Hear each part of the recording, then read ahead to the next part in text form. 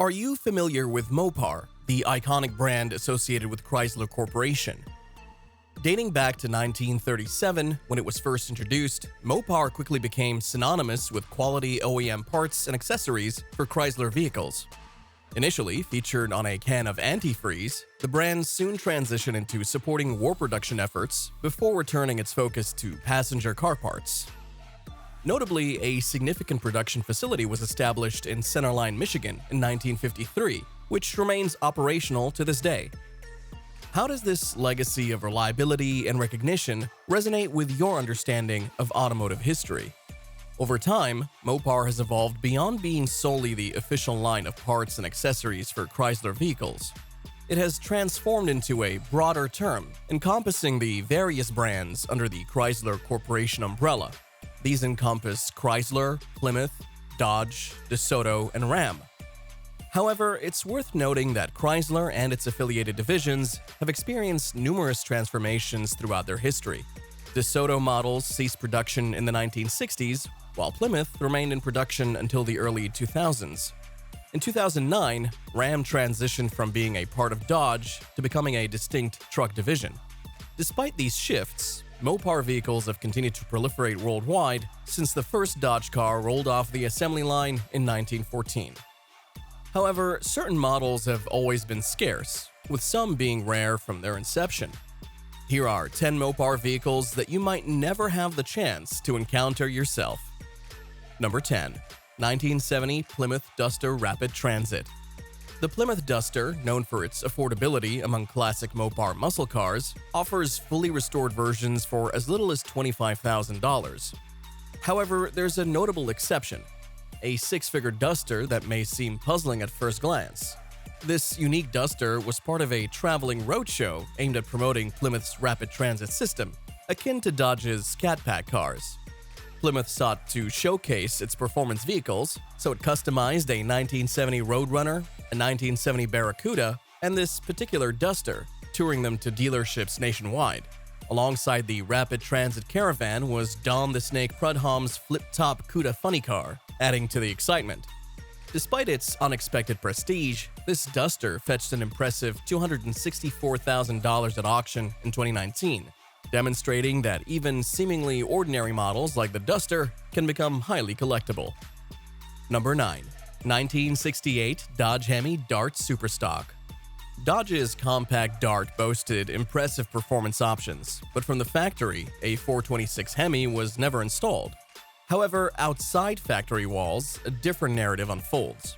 In 1968, Hurst Performance stepped in, modifying 80 darts with Hemi engines specifically for drag racing purposes. While these Hemi darts were technically street legal, Dodge advised against their use anywhere other than the track. Number 8. 1970 Dodge Charger RT. The 1970 Dodge Charger RT stands out as a remarkable example of classic Mopar muscle car prowess. Featuring a 426 Hemi engine and a 4-speed transmission alongside matching numbers, this Charger RT is truly exceptional due to its outstanding condition as an unrestored survivor car, boasting a mere 14,000 miles on the odometer. In 1970, only 112 Chargers rolled out of the factory with a Hemi power plant, and a mere 56 were paired with a 4-speed transmission. While the allure of the 1968 model year remains strong among collectors due to its production numbers and cinematic history, this well-preserved Charger RT exemplifies the enduring appeal of classic Mopar vehicles. Number 7. 1970 Plymouth Cuda. The 1970 Cuda, Plymouth's sporty iteration of Chrysler's new E-body platform, stood at the pinnacle of the lineup.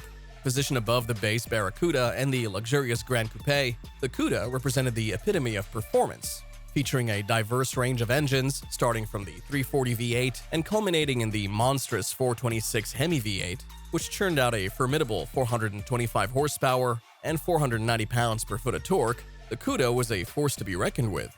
Unlike typical muscle cars of its time, the 1970 Plymouth Cuda was uniquely designed with modest engine racers in mind. Crafted to excel on winding road courses, thus earning its reputation as a formidable street rod. Number 6. 1971 Plymouth Roadrunner. In the late 1960s, the Plymouth Roadrunner, GTX, and Belvedere shared much of the same DNA, differing mainly in their levels of luxury. The Roadrunner, known for its no-frills approach, was widely available due to its affordability and impressive speed. In contrast, the GTX offered a touch more refinement and was less common on the roads. Belvederes, while more prevalent, included a rare gem, the 1967 Plymouth Belvedere 2 RO23, with only 55 ever produced. Despite its rarity, the Hemi-equipped Belvedere hasn't commanded the highest prices in the market. Surprisingly, one fetched just $79,500 in 2013, while another failed to meet its reserve of $104,500 in 2023. Meanwhile, a second-generation 426 Roadrunner shattered records at a 2023 Mecum auction, selling for an astounding $500,000. Number 5. 1971 Dodge Charger RT. It's indeed peculiar that a third-generation Charger surpassed the selling price of a second-gen model by $50,000. The 1971 Charger marked a significant shift with a new body style, dividing Mopar enthusiasts into those who adored it and those who didn't. Some argue that 1971 was the last standout year not just for Dodges, but for all muscle cars. Despite 1971 Chargers not typically being regarded as collectible as their predecessors, this Charger RT proves otherwise. Sporting a striking high-impact Hemi engine, this Charger notably features an automatic transmission, deviating from the expected 4-speed manual. What sets it apart as one of the highest-valued non-Daytona Chargers is its rare factory M51 power sunroof, a feature present in only 3 Hemi Charger RTs. It may seem whimsical, but evidently there is a collector who relishes the combination of top-down motoring and blistering quarter-mile times, clocking in at an impressive 13.9 seconds. Number 4. 1969 Dodge Hemi Coronet RT Convertible. Among the Dodge Coronet lineup, there exists some exceedingly rare gems, such as the 1967 Coronet WO23 factory drag car, with only 55 ever produced, or the one of 2 1966 Coronet 426 four-door sedan. While these vehicles may not be the main focus for muscle car enthusiasts, they still command significant attention in the collector's market. For instance, the aforementioned four-door Mopar fetched a staggering $660,000 according to Haggerty, although it isn't the most valuable Coronet.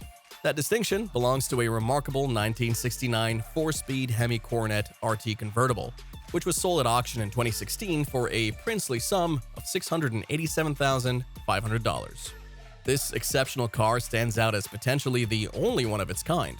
Despite a total production of 20,057 Charger RTs in 1969, only 107 were Hemi Coronets, and a mere 10 of these were convertibles.